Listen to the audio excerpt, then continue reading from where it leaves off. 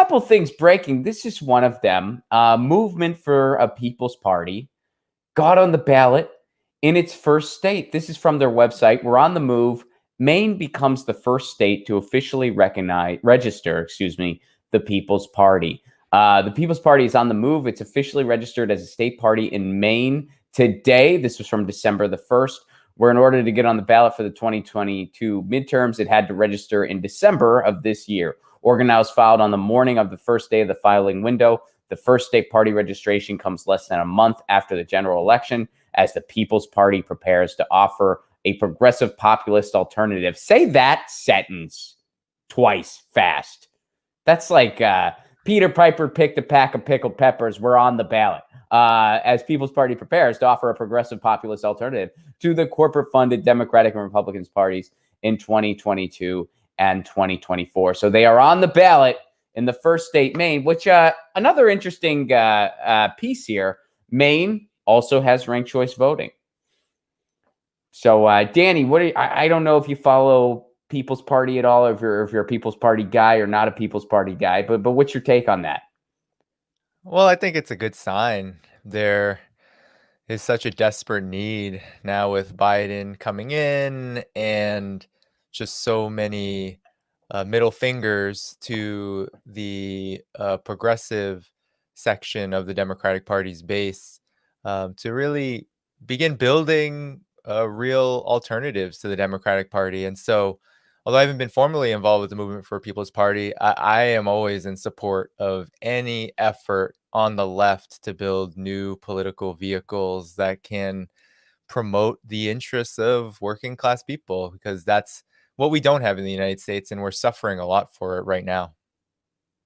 Yeah, no, I'm with you, and I'm at the point now where it needs to be a complete alternative vehicle. I mean, I'm pretty down. Maybe down's not the right way to put it, but I'm pretty, I guess, even more disconnected from electoralism than I ever have been, which I was never connected in the first place. It was always sort of like an arm's length, like, well, this is one piece of the toolkit for change, but I feel like it's an over-amplified one. But now more than ever, I'm just like, ugh. Like I went from about a 2 to like a negative number somewhere. I'm not even sure where exactly, but I do. I mean, Movement for a People's Party and basically all third party efforts, all alternative efforts. They are kind of my breaths of fresh air through the muck of it, For sure. For sure. And the good thing about Movement for People's Party and third party vehicles is that as long as they are on the left and they do stand against war and they raise up the issues that affect people the most, not just here in the United States, but around the world, that's where the real work is. It's about getting people involved, getting people moving, and hopefully learning the lessons that more and more people need to learn as we go through another electoral cycle, another 4 years of business as usual, which is the unmitigated rule of corporations, of banks, at the expense of the many. And it's going to be important that momentum in this direction away from the Democratic Party, because we have a lot of momentum right now inside of the Democratic Party trying to build sort of these progressive bases and candidates and whatnot. I don't think really that's the direction we need to go in anymore, because we have already seen how hostile the Democratic Party is, even to its own base and to its own members of Congress, like AOC, like Bernie Sanders. We don't need more lessons in that unless, we're into, masochism or something like Yeah, that. right. Exactly. Like it's. I agree. Where it's like, and whenever people say, "Well, the Democratic Party just won't learn," I mean, I think that's a well-intentioned sentiment, but it's like the way I see it at this point, and it sounds like you do too. They're not interested in learning. They don't want to learn. They get it. They're just not that concerned with winning. Their first priority is let's make sure our donors are happy.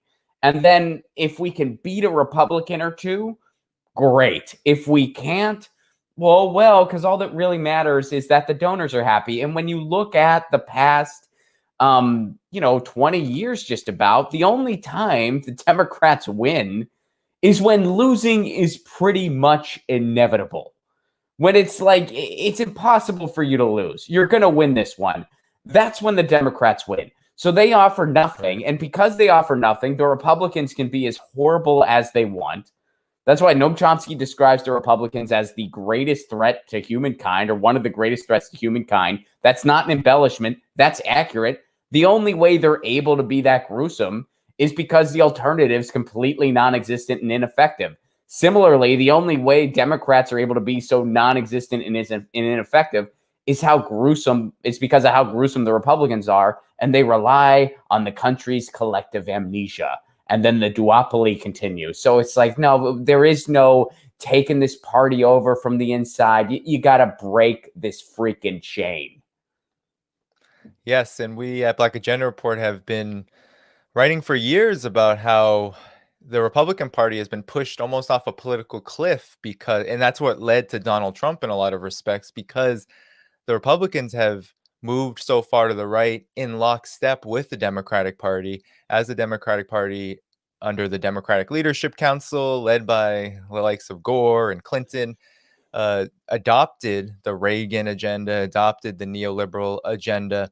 The Republican Party ultimately became a shell of itself and had to morph into what we know of it today, the Koch brothers party, the party of white supremacy, all of that this is all about how the ruling class, how these corporatists, these monopolists, how they manipulate and shift politically in order to maintain their control. And now we're at a point where, yes, the Democratic Party is not an engine for good. It can't be transformed into that. It is really the most effective evil that exists right now politically in terms of how the US state is managed and controlled. And so we have such a duty to forward that, because there are still a lot of people who hope that if we can just get enough members of the Democratic Party to shift politically or elect enough progressives, then that somehow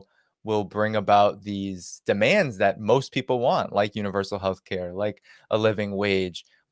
The reality is a lot different. The reality is that we're going to be waiting perhaps until a cataclysmic, catastrophic event occurs um, for those things, and that basically means we're not going to get it from that strategy of working within the Democratic Party, hoping and pushing, using all of our resources, which really gets me because, as also someone who considers themselves an organizer, it's just poor organizing to continue to put all your money and all of your people power into an institution that is designed to crush you. Yeah. Get your news on with Ron. Don't you want to know what's going on? We're getting our news on today. Get your news on with Ron. Don't you want to know what's going on? We're getting our news on today. You can tweet me an article at Ron Placone. We'll go through it together and